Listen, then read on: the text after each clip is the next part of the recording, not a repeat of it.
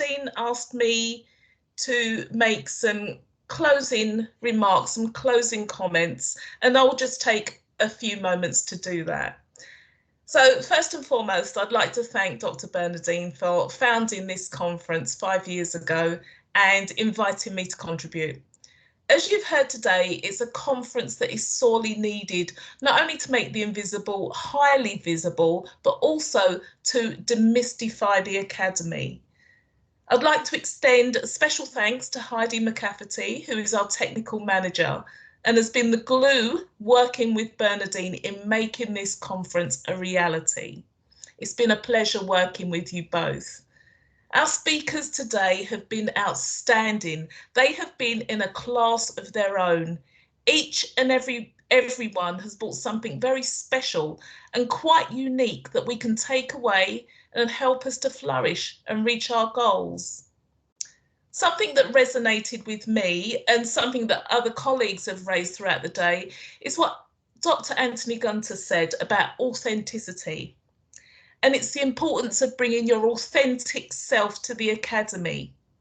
It is important for us to exist and stand in our true self and not some mirror image of who we think we should be.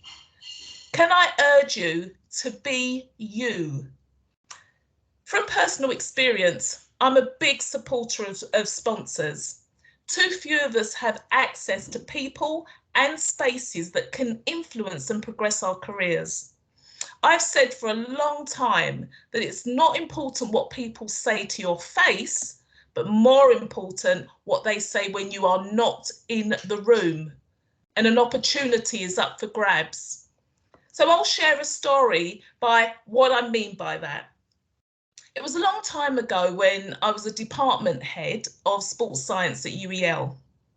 And a vacancy came up, and the vacancy was for an associate dean position, and I wanted that role.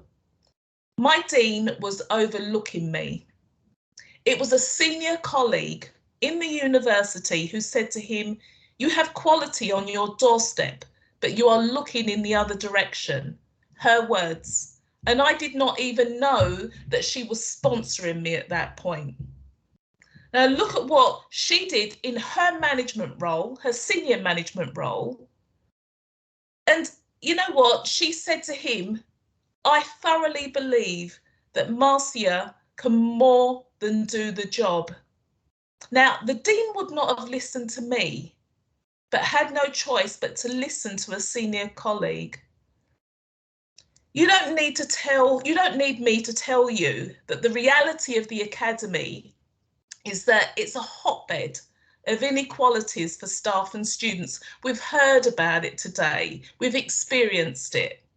For students, we see the inequalities by way of degree award gaps, progression, retention, and employability outcomes.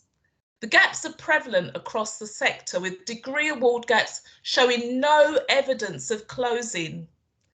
In fact, one recent report said that if we continue to go at the rate that we are at the moment, degree award gaps will not close until 2070-71.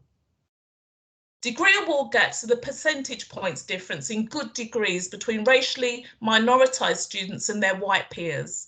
The gap stands at just over 13%, which indicates that white students are more likely to get a first or a 2-1 compared to racially minoritized students. Many of us have a vision of what should happen in higher education and what it should look like. James Baldwin talked about the same thing over 50 years ago. He argued it's not really a Negro revolution that is upsetting the country, insert institution for country. What is upsetting the country is a sense of its own identity.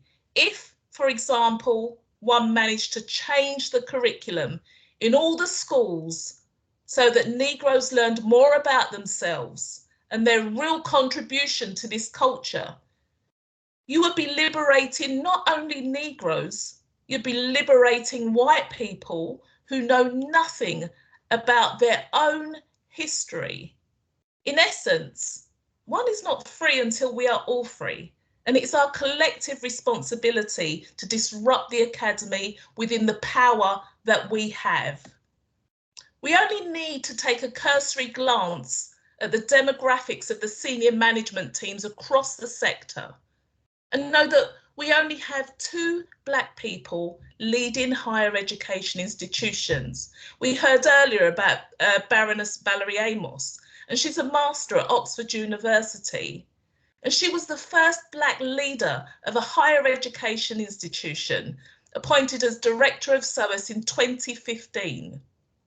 Professor Charles Egbu is the Vice Chancellor of Leeds Trinity and took up his post late last year. So let's put this in context.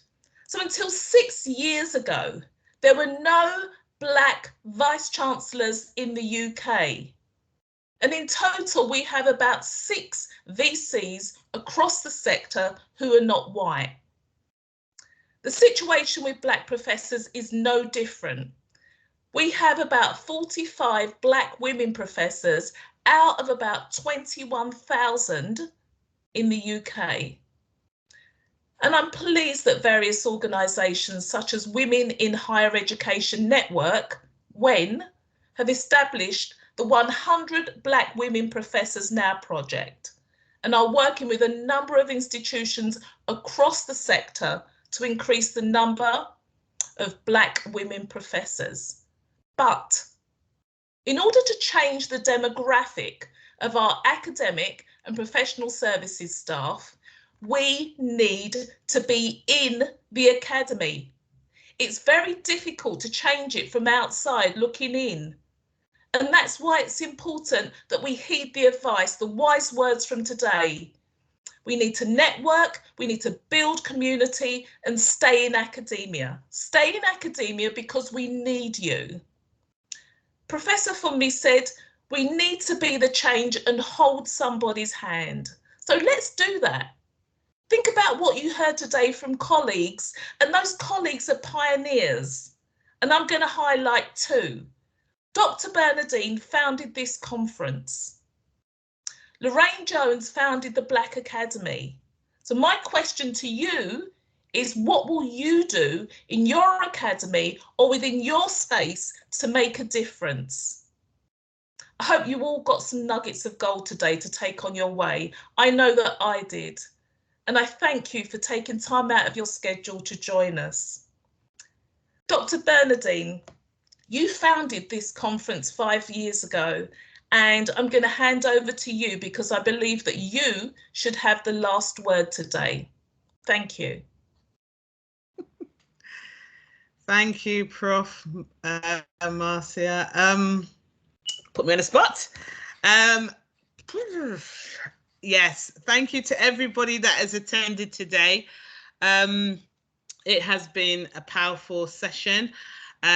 You guys talking in the chat box, tweeting, LinkedIn, linking up has just made it so fantastic. I really don't know what to say. I'm overwhelmed. When I'm overwhelmed, I just don't know what to say. But just thank you ever so much.